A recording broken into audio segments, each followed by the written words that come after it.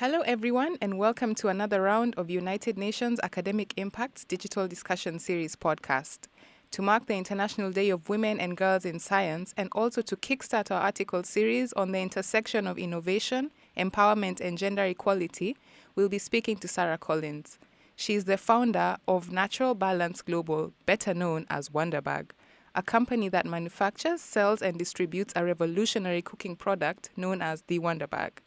The Wonderbag is a standalone non-electric insulated bag which uses heat retention to cook meals. Her invention, which also creates income generation opportunities for women, is an empowering solution to affordable and safe cooking practices, particularly for women in rural communities. Our discussion with Sarah today will provide us with a better understanding of Sustainable Development Goal number 9, industry innovation and infrastructure, in light of her invention and the role of women in science and technology. Hello, Sarah. It's a great honor to have you here with us today. Thank you, Louise. Thank you for having me, and it's always a great honor to be participating in really innovative programs that you run with the United Nations. Thank you so much. So we'll just get right to the questions. Now, the first question is we'd like to learn a little more about your wonder invention, the Wonderbag. So could you tell us what the inspiration behind the Wonderbag was, how it works, and what are its environmental benefits, if any? Well, Louise, for people who are listening to this, it's really difficult to picture what a Wonderbag is. They're probably thinking it's a handbag or something.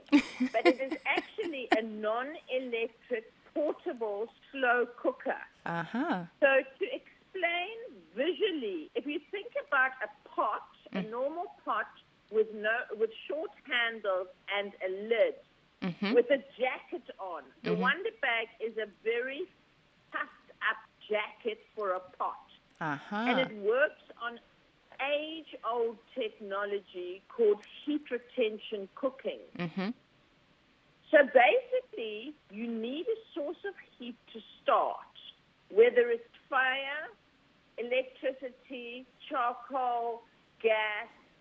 You bring your pot to the boil, whether it's cassava, rice, pap, mohodu, whatever it is. You bring it to the boil for 5 to 10 minutes. You then turn the heat off. You put the pot inside the bag. There's a lid and a drawstring which you close it, and it continues to slow cook with heat retention for 8 to 12 hours. Wow, that's a long time. So it looks like a giant pumpkin. That's how I can describe what the Wonderbag is. Okay, that's very vivid. Good, so you understand. And basically, through that explanation, you can understand if you're cooking beans for 8 hours on a fire, on a charcoal fire, you would be burning that firewood. You would that charcoal is made from firewood. So you would be burning that fuel for 8 hours. Now you're only using a minimal amount for 10 minutes, and the savings, every Wonderbag in rural Africa saves between 1.5 to 2 trees per year. So the environmental saving is really incredible. Okay. If you think about how if we had 1 million Wonderbags, which we do, we are saving between 1 million and 2 million trees in Africa every year. Wow. That's great. That's really great for, our environment. And the inspiration behind it, Louise, as you can hear from my accent, I am an African girl. Ngizaliwe Zulu mina. I was born a Zulu girl. I grew up barefoot in rural Africa. Yes. And I also grew up in apartheid South Africa. So it was a very unstable, but also it was the status quo. It was a very unequal society I grew up in. And one of the things that made an indelible mark on me as a young girl was my friends and their mothers and grandmothers breathing in smoke that made them sick all the time. Mm-hmm. And since I was a little girl, I've wanted to find something that was going to change that trajectory of women inhaling smoke almost for 8 to 10 hours a day. Okay. So really it was the inspiration of growing up around fires myself which brought me to what is today known as the Wonder Bag. Okay, that's a very interesting insight. Now, going to the second question, linking to Sustainable Development Goal number 9, infrastructure, industrialization and innovation, and your recent participation at the World Economic Forum in Davos, what would you say is the connection between SDG 9 and the Wonder Bag, and how has it contributed to the realization of this particular goal? Well, I think that if you think about it, Louise, when you Goal 9 says infrastructure, industrialization, and innovation, Mm-hmm. and we as humans immediately see massive infrastructure like over, bridges on highways. We see, really big, major mechanical structures in terms of infrastructure. And but for me, what we're talking about with infrastructure is actually addressing the needs of people on the ground in rural Africa that is inaccessible. The industrialization, I think that industrialization also, we look at how we can do things more effectively. And innovation, to me, you immediately think about Steve Jobs and Microsoft and Silicon Valley. Yes. Well, that's the lens through which the normal world looks at it, if you want to say, or the world that we live in today. I look at those three things through a very different lens. And I think what the Wonder Bag, the contribution that the Wonder Bag has made in terms of the world, realizing the goals and people who use the Wonder Bag, where we realize in Goal 9, is looking at things through a different lens. And what I mean by that is that the world that I spend most of my time in is in rural parts of Africa and India, where those people are mainly living in really Goal 1, which is to end poverty. They are living in hunger. They are living below the poverty line. Now, a very simple thing is to look at culturally relevant innovations that are going to change that reality. And so the solution doesn't need to come out of Silicon Valley or out of a university. It needs to be a culturally relevant solution. And once we get into those communities and understand the spending behaviors and allow people to have more disposable income, then we can start looking at being more efficient.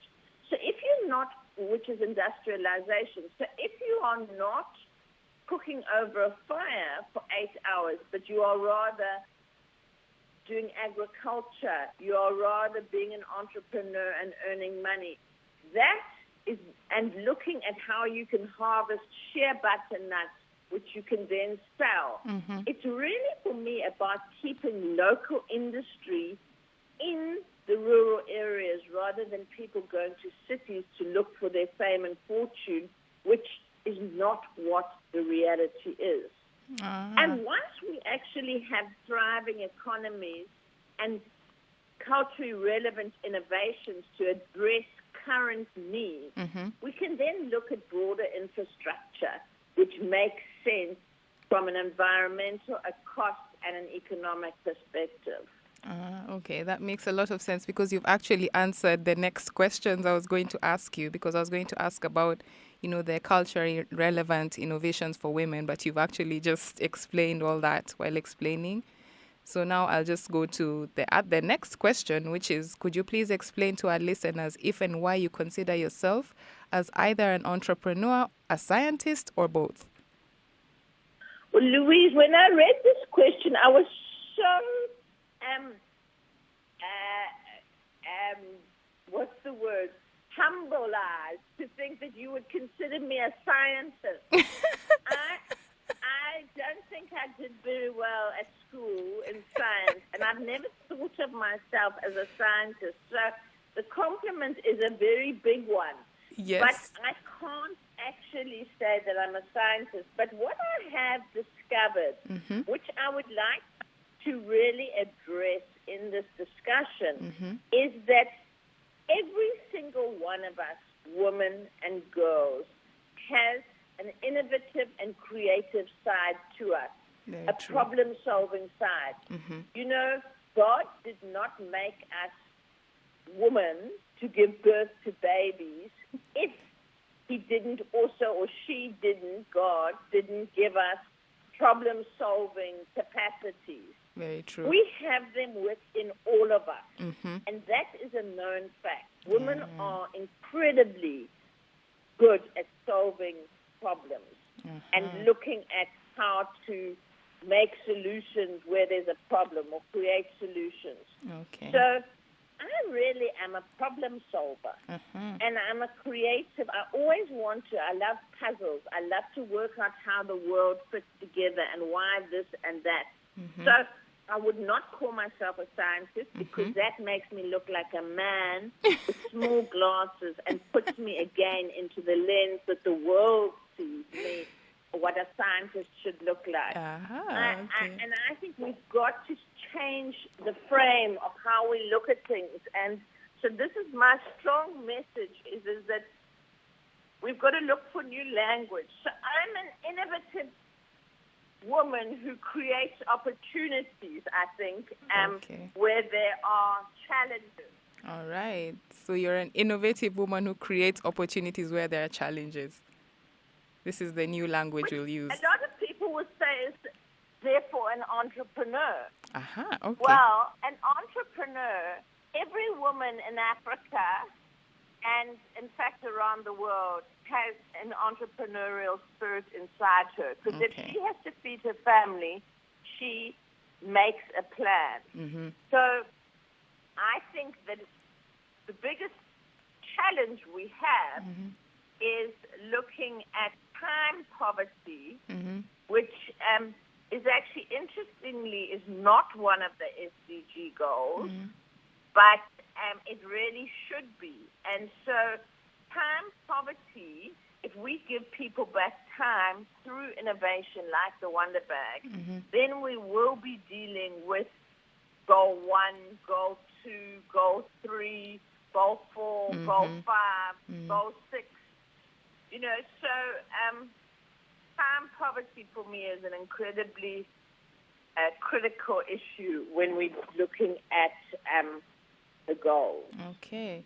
Now, I'm going to go right into the questions about, because now we've just celebrated the International Day of Women and Girls in Science. So these next two questions are, pertaining to that, as a form of inspiration for our young girls out there, young scientists or whatever. So the first one is, looking at where you are now and where you've come from, who were your role models growing up, and what tips would you give your 15-year-old self? My role models always have been the women of Africa, without a shadow of a doubt.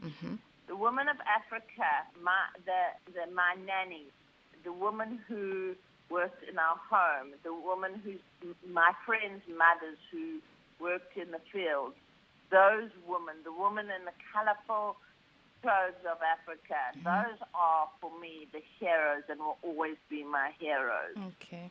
And today, if you look at what keeps Africa together, it is the women. All right. And what I would say to my 15-year-old self is be proud to be a woman and be proud particularly to be a woman from Africa. Because you have a strength and a tenacity that nobody will ever, ever be able to match. And Okay. you are good enough. You do not have to be a man. And you do not have to be any different to who you are. Never take no. Always, always make a plan because you are worth it. Okay, so that's a very strong message for our listeners out there. Be very strong because we are worth it. Now, the last question, taking into account the fact that this month we celebrate the International Day of Women and Girls in Science, what motto do you think best sums up any words of encouragement you would have for women and girls interested in scientific innovations and pursuits? Never say no. Okay, never say no. And don't let anybody tell you it's a bad idea. All right. Because they're not seeing it through your eyes. Trust. My motto is this. The one to sum it up is trust yourself Okay. and trust your gut instinct. All right. So we trust ourselves and trust our gut instinct. Yeah. So with that message, I'd like to thank you, Sarah, for your awe-inspiring insights and for taking time off your busy schedule to be with us here today. Louise, it's been an absolute pleasure, and I really look forward to meeting you for lunch in New York very soon, and I look forward to supporting you and all the incredible people that work around the world with the UN and are clients of the United Nations. Thank you so much. Thank you, Sarah. Thank you again for joining UNAI in our Digital Discussion Series podcast. To learn more about UNAI and our activities, visit our website at academicimpact.un.org or join the conversation on social media at ImpactUN.